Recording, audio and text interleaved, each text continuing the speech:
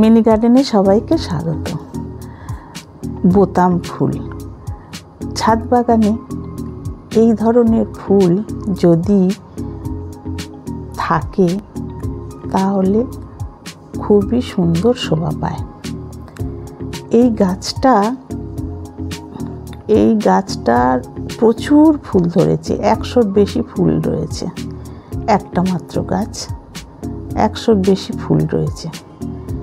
এই ফুল গাছটা বোতাম ফুল হিসাবে আমরা বলি, আর গমপ্রেনা নাম।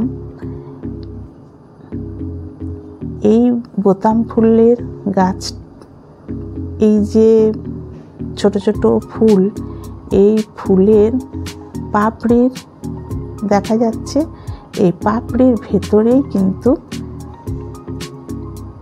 বীজ থাকে, আর সেই বীজ থেকেই চারা তৈরি হয়। এইগুলো এখন বেগুনি কালার দেখা যাচ্ছে। এরপরে এই ফুলগুলো যখন শুকিয়ে একদম ব্রাউন কালার হয়ে যাবে, তখন গাছ থেকে তুলে শুকনো করে তারপরে টবে, যে কোনো টবের মাটিতে ছড়িয়ে দিলেই গাছ হবে। আর এই গাছটার তৈরি করতে প্রথমে যেগুলো একান্তভাবে প্রয়োজন, আলো, বাতাস আর জল, আর উপযুক্ত মাটি। এখানে মাটি বলতে সাধারণ বাগানের মাটি আর গোবর সার, তার সঙ্গে অল্প বালি, এই তিনটে মিশ্রণ করে দেওয়া হয়েছিল। খুব যে বেশি মাটি লাগে তা নয়, কম মাটিতেই এই গাছটি খুব ভালো বৃদ্ধি পায়। আর এই গাছের সার বলতে সরিষার খোল আর সুপার ফসফেট আর সবজির খোসা।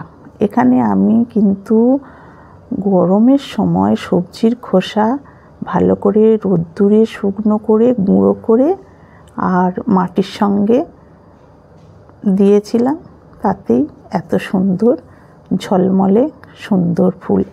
এই যে ফুলগুলো ফুটেছে, এই ফুলগুলো শুদ্ধ এই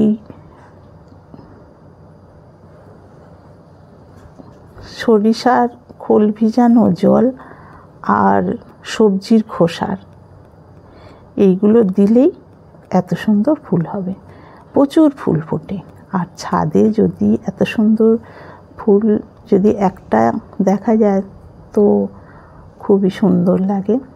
এখানে এই যে ফুলগুলো, এই ফুলগুলো কিন্তু ভালো করে শুকনো করে আর ছড়িয়ে দিলে প্রচুর চারা তৈরি হয়, আর অজস্র চারা তৈরি হয়। এক একটা ফুলে শখানেক চারা তৈরি হবে।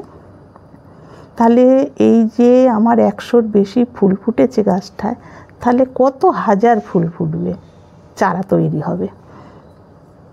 তা এই যে গাছের এত সুন্দর ফুলের শোভা, এই গাছটা বন্ধুরা তোমরা কিন্তু সবাই তৈরি করতে পারো, খুব ভালো ফুল ফুটবে।